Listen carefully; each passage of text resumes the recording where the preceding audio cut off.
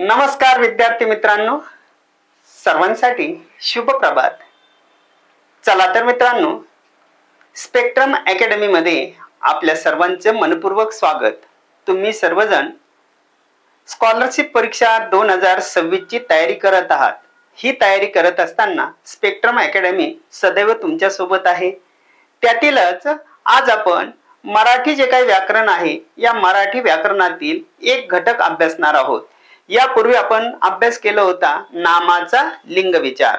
आज आपण पाहणार आहोत ती म्हणजे हमखास मार्क मिळवून देणारा जो काही घटक आहे तो आहे भाषेची विरामचिन्हे. चला तर आज आपण विचार करतोय भाषेच्या विरामचिन्हांच्या संदर्भात. आपण काय पाहणार आहोत रे आज? विरामचिन्हे. विरामचिन्हे. आता विरामचिन्हांच्या संदर्भात विचार करत असताना या ठिकाणी परीक्षेला तुम्हाला प्रश्न कसे विचारले जातात, मग परीक्षेच्या दृष्टिकोनातून तुम्ही आम्ही परीक्षार्थी आहोत आणि परीक्षार्थी असताना प्रिव्हियस इयर क्वेश्चन कसे विचारले गेलेले आहेत. मग समजा परीक्षेला जर तुम्हाला असं विचारलं दोन शब्द एकत्र जोडण्यासाठी, हा प्रश्न विचारलेला आहे. प्रश्न असा आहे, दोन शब्द एकत्र जोडण्यासाठी, एकत्र जोडण्यासाठी, दोन शब्द एकत्र जोडण्यासाठी खालील पैकी कोणत्या चिन्हाचा वापर करतात? खालील पैकी कोणते चिन्ह वापरतात? कोणते चिन्ह वापरतात? अशा प्रकारचा प्रश्न तुम्हाला परीक्षेला विचारला आणि विचारल्यानंतर खाली तुम्हाला या ठिकाणी पर्याय दिले. पर्याय काय दिले रे? पर्याय तुम्हाला टाकले ए की या ठिकाणी हे चिन्ह वापरतात, बी पर्याय दिला हे चिन्ह वापरतात, सी पर्याय दिला हे चिन्ह वापरतात आणि डी पर्याय दिला हे चिन्ह वापरतात. चला, कौन बनेगा करोडपती. आता मित्रांनो, योग्य उत्तराची तुम्हाला निवड करायची आहे. सांगा बरं अंदाजे काय उत्तर असू शकतं? तुम्हाला काय वाटतं की दोन शब्द एकत्र जोडण्यासाठी यापैकी कोणतं चिन्ह वापराल? ए, बी, सी आणि डी. काय उत्तर आहे रे? तर याचं जे काही योग्य उत्तर आहे हे उत्तर आहे सी. ही बाकीची उत्तर काय आहे? चुकीचे आहेत. मग तुम्हाला या चिन्हांचा परिचय असणं गरजेचं आहे. हे जे चिन्ह आहे ना, या चिन्हाला म्हटलं जातं विकल्प चिन्ह. दोन तीन पैकी एकाची निवड करण्यासाठी, जसं स्त्री, पुरुष, विवाहित, अविवाहित, पास, नापास, हे आहे काकपद चिन्ह. काकपद चिन्ह. एखादा शब्द नजर चुकीने जर विसरून राहिला असेल तर या काकपद चिन्हाचा वापर होतो. हे आहे संयोग चिन्ह. संयोग चिन्ह. आता हे संयोग चिन्ह केव्हा रे? दोन शब्द एकत्र जोडण्यासाठी. आता दोन शब्द एकत्र जोडण्यासाठी जसं मी जर म्हटलं काय, इथं वर वधू, वर वधू, वराला आणि वधूला आपण काय केलंय? संयोग चिन्हाने एकत्र जोडलेलं आहे. पुणे, नाशिक, पुण्याला आणि नाशिकला आपण संयोग चिन्हाने जोडलेला आहे आणि हा आहे अर्धविराम. अर्धविराम. थोडक्यात हा प्रश्न का विचारला होता? तर परीक्षेच्या दृष्टिकोनातून विचार करत असताना अशा प्रकारचे प्रश्न परीक्षेला विचारले जातात आणि म्हणून तुम्हाला चिन्हांचा परिचय असणं गरजेचं आहे. म्हणूनच आज आपण पाहणार आहोत भाषेचे विरामचिन्हे. काय पाहणार आहोत रे? भाषेचे विरामचिन्हे. आता या विरामचिन्हांचा विचार करत असताना विरामचिन्हे, मग या विरामचिन्हांमध्ये मी तुम्हाला समजून सांगण्यासाठी एक उदाहरण लिहितो. उदाहरण असं आहे, रामायण कोणी लिहिले आहे का तुला ठाऊक? रामायण कोणी लिहिले आहे का तुला ठाऊक? रामायण कोणी लिहिले आहे का तुला ठाऊक? रामायण एका साध्या कोळ्याने लिहिले. रामायण एका साध्या कोळ्याने लिहिले. आता इथं पा काय केलंय? इथं काय लिहिलेलं आहे? रामायण कोणी लिहिले?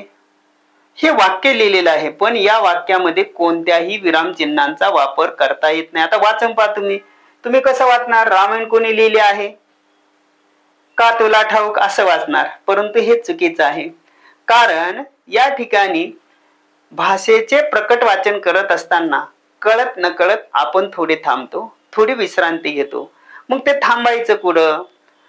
चढ उतार, आरोह अवरोह, आवाजाचे जे काही चढ उतार वगैरे आहे ते चढ उतार देखील आपल्याला समजणं गरजेचं आहे.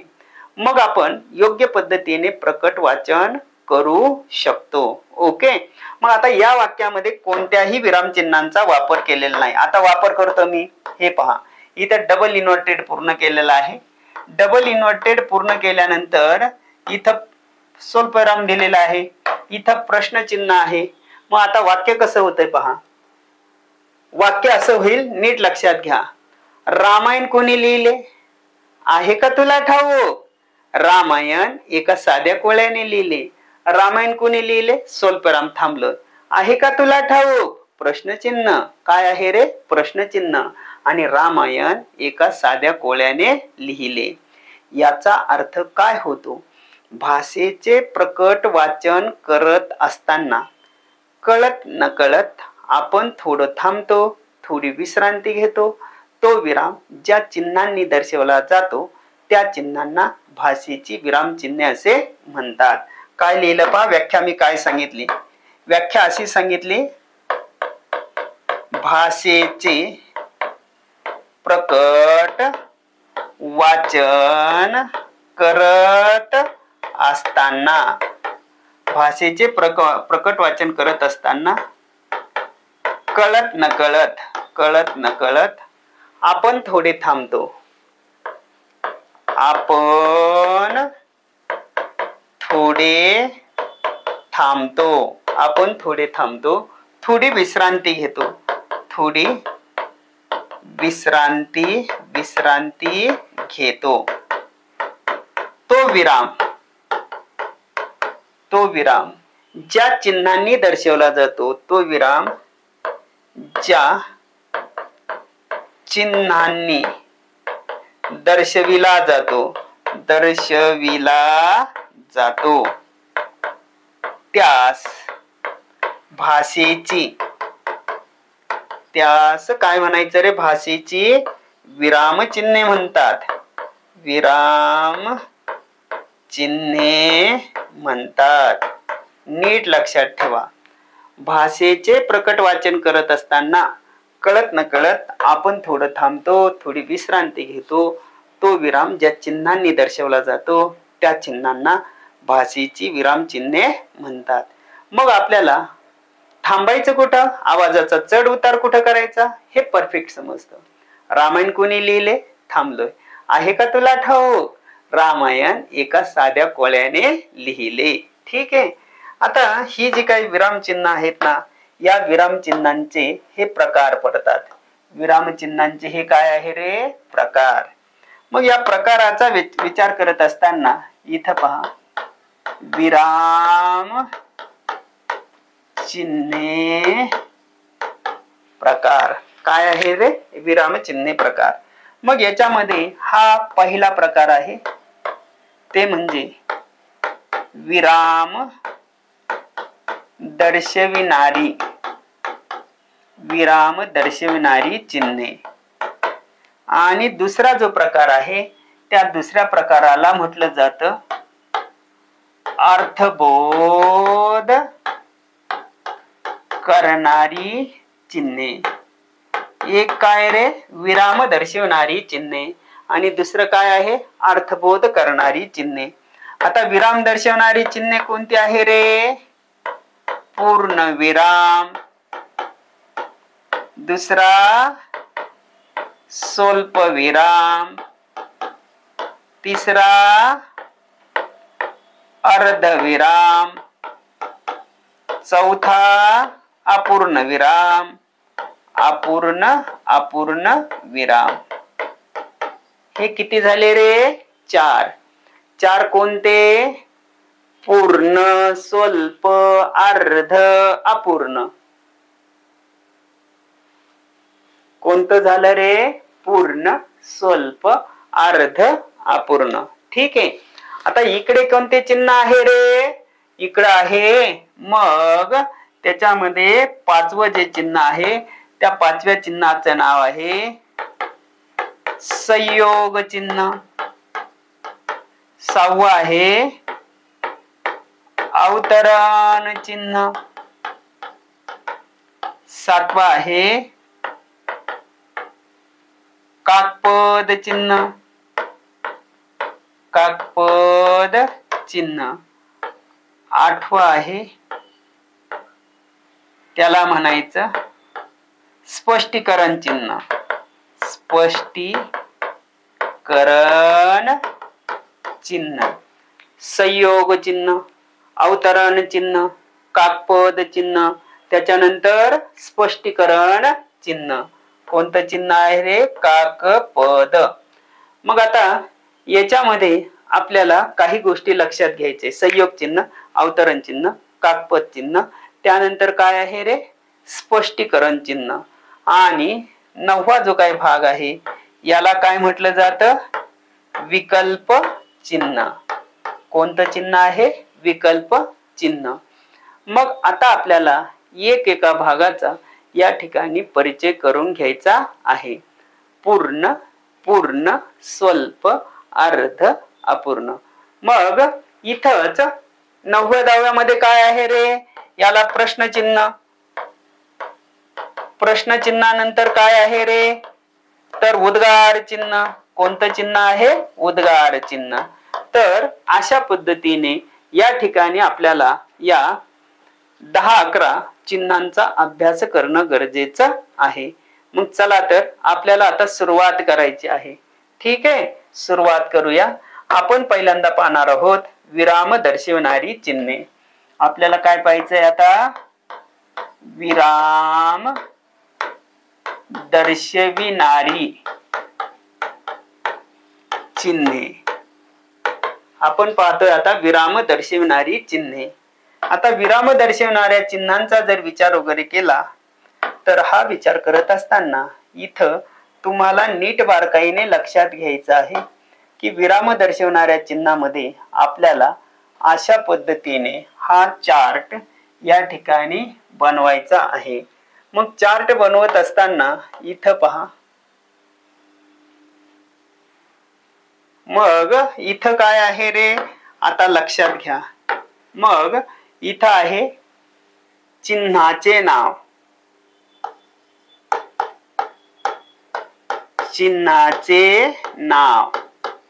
इथं काय आहे रे? चिन्ह. इथं केव्हा वापरतात आणि इथं काय आहे त्याचं उदाहरण. या चार्ट मध्ये आपल्याला त्याचा अभ्यास करायचा आहे. मग हा अभ्यास करत असताना आता लक्षात घ्या, हे आहे चिन्हाचं नाव. हे काय आहे रे? चिन्ह. नंतर हे केव्हा वापरतात आणि त्याचं काय आहे? उदाहरण आहे. आता नीट बारकाईने लक्ष द्यायचं आहे. पहा, पहिलं जे काही चिन्ह आहे ना त्या पहिल्या चिन्हाचं नाव आहे पूर्णविराम. काय आहे रे? हे पूर्णविराम. पूर्णविराम तुमच्या आमच्या सगळ्यांच्याच परिचयाचा आहे. याला म्हणायचं पूर्णविराम. केव्हा वापरतात रे? तर वापरतात तो अर्थपूर्ण वाक्याच्या शेवटी. अर्थपूर्ण वाक्याच्या शेवटी. अर्थपूर्ण वाक्याच्या शेवटी. मग अर्थपूर्ण वाक्याच्या शेवटी कसं? तो घरी गेला. पहा, भारत माझा देश आहे. भारत माझा देश आहे याला म्हणायचं पूर्णविराम अर्थपूर्ण वाक्याच्या शेवटी. आणि दुसरी बाजू आहे शब्दांचा संक्षेप दाखवण्यासाठी. संक्षेप दाखविण्यासाठी. आता शब्दाचा संक्षेप दाखवायचा. संक्षेप दाखवायचा म्हणजे काय करायचं? संक्षिप्त रूप. जसं प्रके आत्रे. प्रके आत्रे म्हणजे काय रे? प्रल्हाद केशव आत्रे. नासी फडके नारायण सीताराम फडके. विवा Shirwadkar Vishnu Waman Shirwadkar. MIDC Maharashtra industrial development corporation. MPSC Maharashtra public service commission. PSI police sub inspector. बरोबर. नंतर WHO वर्ल्ड हेल्थ ऑर्गनायझेशन. म्हणजे इथं जर तुम्ही बारकाईने विचार केला तर पूर्णविराम वापरला जातो अर्थपूर्ण वाक्याच्या शेवटी आणि शब्दांचा संक्षेप दाखवण्यासाठी. येतंय लक्षात? ओके. आता इथं तुम्हाला ही बाजू लक्षात आली. याला काय म्हणायचं रे? हा काय झाला? पूर्णविराम झाला. काय झाला? हा पूर्णविराम झाला. बरोबर. आता पूर्णविरामानंतर दुसरा जो काही बाजू आहे त्या दुसऱ्या बाजूचा जर विचार वगैरे केला तर त्याला म्हणायचं स्वल्पविराम. स्वल्पविराम. आता स्वल्पविराम तुमच्या आमच्या परिचयाचा आहे. याला म्हणायचं स्वल्पविराम. हे काय रे? हे काय आहे? याला काय म्हणायचं? स्वल्पविराम. हे आहे स्वल्पविराम. आता स्वल्पविराम नीट लक्षात घ्या. हा आहे स्वल्पविराम. बरोबर. आता हा केव्हा वापरतात? तर पहिली बाजू आहे एकाच जातीचे. एकाच जातीचे अनेक पदार्थ दर्शविण्यासाठी.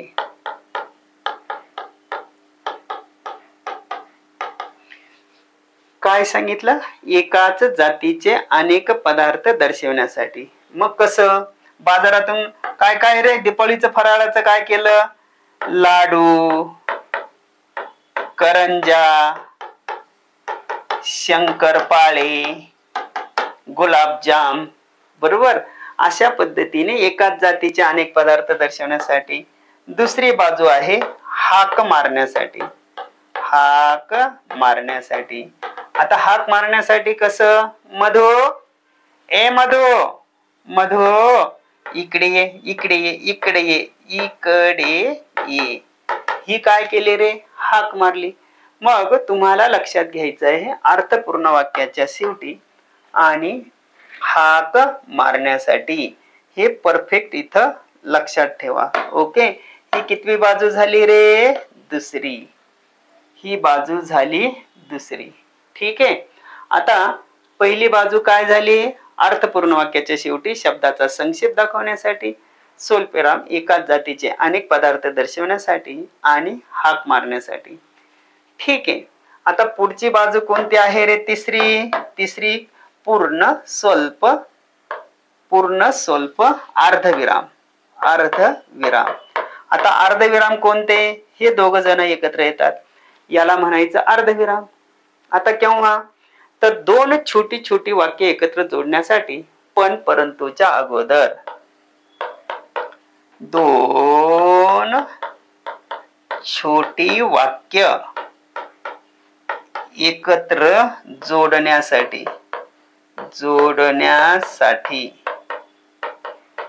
पण परंतुच्या अगोदर. पण परंतु उभयान्वयी अव्ययांच्या अगोदर वापरतात. अगोदर. आता हे कसं? तर मी म्हटलं स्टेशनवर गेले पण गाडी निघून गेली होती. स्टेशनवर गेले. इथं पहा. पणच्या अगोदर पण गाडी निघून गेली होती.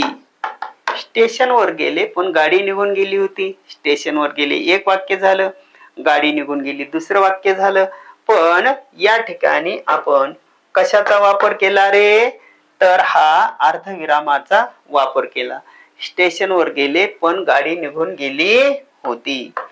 त्यानंतर इथं ही झाली तिसरी बाजू. काय झाली रे? ही तिसरी बाजू. अशा पद्धतीने तुम्हाला ते लक्षात घ्यायचं आहे.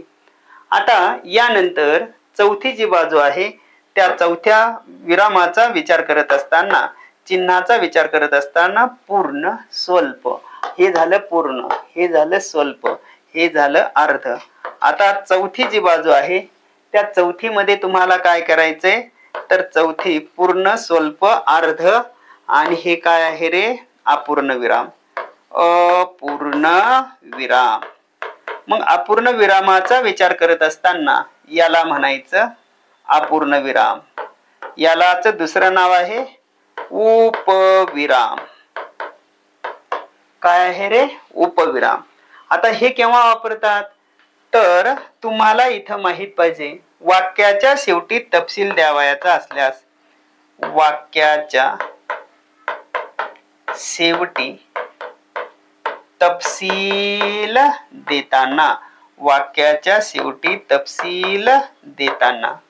आता कसा तपशील द्यायचा? वर्गात खालील विद्यार्थी उत्तीर्ण झाले.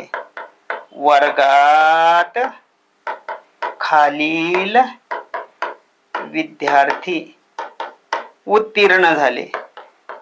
उत्तीर्ण झाले. बरोबर आहे. कोण कोण झाले रे? तर झाला 1 नंबरचा, 10 नंबरचा, 13 नंबरचा. हे विद्यार्थी, वर्गात खालील विद्यार्थी उत्तीर्ण झाले. तर अशा पद्धतीनं या ठिकाणी तुम्ही जर नीट बारकाईने अभ्यास केला तर तुमच्या लक्षात येईल. तर याला म्हणायचं विराम दर्शवणारी चिन्हे. काय म्हणायचं रे याला? विराम दर्शवणारी चिन्हे. पूर्ण, स्वल्प, अर्ध, अपूर्ण. ठेवा लक्षात. किती सोपं असतं ना मित्रांनो. तुम्हाला जर व्हिडिओ आवडत असेल तर जरूर लाईक करा, शेअर करा, बेल आयकॉनला प्रेस करा.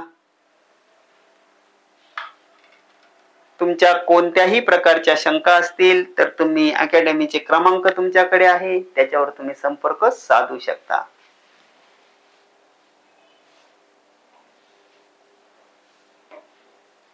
पहा, काही शंका असल्यास विचारू शकता. कोणत्याही प्रकारच्या शंका असल्यास कधीही केव्हाही तुम्ही विचारू शकता. अशा पद्धतीने परीक्षेला तुम्हाला विचारलं जाईल. काय विचारलं जाईल रे? 2 छोटी छोटी वाक्य एकत्र जोडण्यासाठी कोणत्या चिन्हाचा वापर केला जातो? आता इथं जर तुम्ही पाहिलं तर इथं अपूर्ण विराम, 2 छोटी वाक्य एकत्र जोडण्यासाठी पण परंतुच्या अगोदर अर्धविरामाचा वापर केला जातो. वाक्याच्या शेवटी तपशील द्यायचा असेल, अपूर्ण विराम. बरोबर. चलायचं पुढे. मग इथपर्यंत लक्षात आलंय ना लक्षात? चला, आता आपल्याला पुढे जायचं आहे.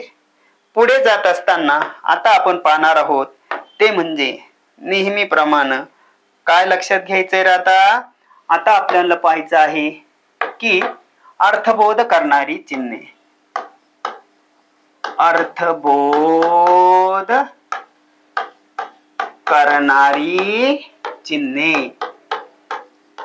काय आहे रे? अर्थबोध करणारी चिन्हे. आता अर्थबोध करणाऱ्या चिन्हांचा जर विचार वगैरे केला तर हा विचार करत असताना इथं तुम्हाला लक्षात घ्यायचं आहे अर्थबोध करणारी चिन्हे. मग पक्क लक्षात ठेवा, अर्थबोध करणाऱ्या चिन्हांमध्ये हे आहेत. अर्थबोध करणाऱ्या चिन्हांचा विचार करत असताना मगाच्या सारखंच या ठिकाणी तुम्हाला लक्षात घ्यायचं आहे की हे काय आहे रे इथं? तर हे आहे क्रमांक, हे चिन्हाचे नाव आहे, हे आहे चिन्ह, त्याच्यानंतर केव्हा वापरतात आणि हे त्याचं उदाहरण. आता पहा बरं का, मी इथं लिहितो क्रमांक, नंतर चिन्हाचे नाव, नंतर चिन्ह, नंतर केव्हा वापरतात आणि हे काय आहे त्याचं उदाहरण. ओके. आता 5वं जे चिन्ह वगैरे आहे त्या 5व्या चिन्हाला म्हटलं जातं, काय म्हटलं जातं रे? 5वं चिन्ह काय आहे? ते आहे प्रश्नचिन्ह. प्रश्नचिन्ह केव्हा वापरतात हे प्रश्नचिन्ह? प्रश्नार्थक शब्दाच्या पुढे किंवा प्रश्नार्थक वाक्याच्या शेवटी. बरोबर. प्रश्नार्थक शब्दाच्या पुढे किंवा प्रश्नार्थक शब्दाच्या शेवटी. आता कसं उदाहरण, अभ्यास झाला का, झाला का, इथं प्रश्नचिन्ह आहे. सुट्ट्या लागल्या का, सुट्ट्या लागले का. दीपावली सुरू झाली का, सुरू झाली का. इथं काय आहे रे, प्रश्नचिन्ह. प्रश्नार्थक शब्दाच्या शेवटी किंवा प्रश्नार्थक वाक्याच्या शेवटी. याला काय म्हणायचं रे, हे झालं तुमचं प्रश्नचिन्ह. आता काय आहे तुमचं 6वा जो आकडा आहे त्याला काय म्हणायचं, 6वा ते आहे उद्गार चिन्ह. उद्गार चिन्ह याला म्हणायचं उद्गार चिन्ह. हे काय आहे रे, उद्गार चिन्ह. आता केव्हा वापरतात, तर उद्गारार्थी शब्दाच्या पुढे किंवा उद्गारार्थी वाक्याच्या शेवटी. उद्गारार्थी शब्दाच्या पुढे किंवा उद्गारार्थी वाक्याच्या शेवटी. उद्गारार्थी शब्दाच्या पुढे किंवा उद्गारार्थी वाक्याच्या शेवटी. मग कसं, तर याचा विचार करत असताना काय, बापरे, बापरे किती भयानक, गर्दी ही गर्दी, बापरे किती भयानक गर्दी. आता दिवाळीचा सीझन आहे, बाजार करण्यासाठी खूप लोकांची गर्दी असते. मग बापरे किती भयानक गर्दी ही. याला काय म्हणायचं रे, याला म्हणायचं इथं कोणते झाले हे, उद्गार चिन्ह. कोणतं चिन्ह झालं, उद्गार चिन्ह. त्याच्यानंतर पुढचं जे चिन्ह वगैरे आहे त्या चिन्हाचं नाव आहे, त्याला म्हटलं जातं संयोग चिन्ह. आता 7वं कोणतं आहे रे, संयोग चिन्ह. संयोग चिन्ह कोणतं आहे रे, याला म्हणायचं संयोग चिन्ह. दोन शब्द एकत्र जोडण्यासाठी, दोन शब्द एकत्र जोडण्यासाठी किंवा ओळीच्या शेवटी शब्द अपुरा राहिल्यास, दोन शब्द एकत्र जोडण्यासाठी किंवा ओळीच्या शेवटी, ओळीच्या शेवटी शब्द अपुरा राहिल्यास, शब्द अपुरा राहिल्यास कोणतं चिन्ह वापरतात, संयोग चिन्ह. बरोबर. मग तुम्ही म्हणाल कसं, तर याचा जर विचार वगैरे केला तर मी म्हटलं विद्यार्थी भांडार, पुणे नाशिक, पुणे नाशिक. आणि मग कधी कधी काय होतं की आपण लिहित आलो, काल शाळेपुढील मैदानावर कार्यक्रम झाला. आता शाळेपुढील, हे बघा असं शाळे, आता मला पुढील लिहायचंय, मग असं आपण लिहितो शाळेपुढील मैदानावर कार्यक्रम झाला. मग आता लक्षात ठेवा, काय लक्षात ठेवायचे, तर लक्षात असं ठेवायचे प्रश्नचिन्ह प्रश्नार्थक शब्दाच्या शेवटी किंवा प्रश्नार्थक वाक्याच्या शेवटी. उद्गार चिन्ह अंतःकरणातील भावनेचा उद्गार दर्शविताना उद्गारार्थी शब्दाच्या पुढे किंवा उद्गारार्थी वाक्याच्या शेवटी.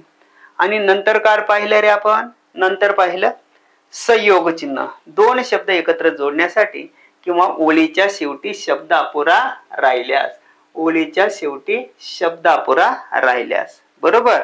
तर अशा पद्धतीने मित्रांनो या ठिकाणी पहा आपण काय केलेलं आहे, तर इथं आज आपण विचार केलेला आहे विरामचिन्हांचा. बरोबर. मग आता तुम्हाला लक्षात ठेवायचे की भाषेचे प्रकट वाचन करत असताना कळत नकळत आपण थोडं थांबतो, थोडी विश्रांती घेतो. तो विराम ज्या चिन्हांनी दर्शवला जातो त्या चिन्हांना भाषेची विरामचिन्हे म्हणतात. विरामचिन्हांचे दोन प्रकार पडतात, विराम दर्शवणारी आणि दुसरी अर्थबोध करणारी. विराम दर्शवणारी पाहिली आपण 4, पूर्ण, स्वल्प, अर्ध, अपूर्ण. आणि इकडे काय पाहिलं, अर्थबोध करणारी प्रश्नचिन्ह, उद्गार चिन्ह आणि संयोग चिन्ह. ठीक आहे, तर अशा पद्धतीने आज आपण या ठिकाणी या विरामचिन्हांचा विचार केला. इतरही विरामचिन्ह आहेत, तो राहिलेली विरामचिन्ह घेऊन पुन्हा भेटूया पुढील भागामध्ये. पण जर तुम्हाला हे व्हिडिओ आवडत असतील तर जरूर लाईक करा, शेअर करा, बेल आयकॉनला प्रेस करा. ज्या तुमचे कोणी मित्र असतील, इतर कोणी नातेवाईक असतील, त्यांनाही सांगा की स्पेक्ट्रम अकॅडमीने खास तुमच्यासाठी अतिशय सुंदर पद्धतीचा हा प्लॅटफॉर्म आहे. 2026 स्कॉलरशिप परीक्षेमध्ये यशस्वी होण्यासाठी जरूर तुम्ही या संधीचा फायदा वगैरे घ्या. तुम्हा सर्वांना दीपावली निमित्त गोड हार्दिक शुभेच्छा. आज वसुबारस आहे. दीपावलीचं फराळ देखील खा, खेळा, हसा खेळा, शिस्त पाळा. फटाके उडवताना स्वतःची काळजी घ्या, इतरांचीही काळजी घ्या आणि दीपावलीचा आनंद लुटता लुटता अभ्यासाकडे दुर्लक्ष करू नका. पुन्हा एकदा सर्वांनाच दीपावली निमित्त गोड हार्दिक शुभेच्छा. धन्यवाद. थँक्यू.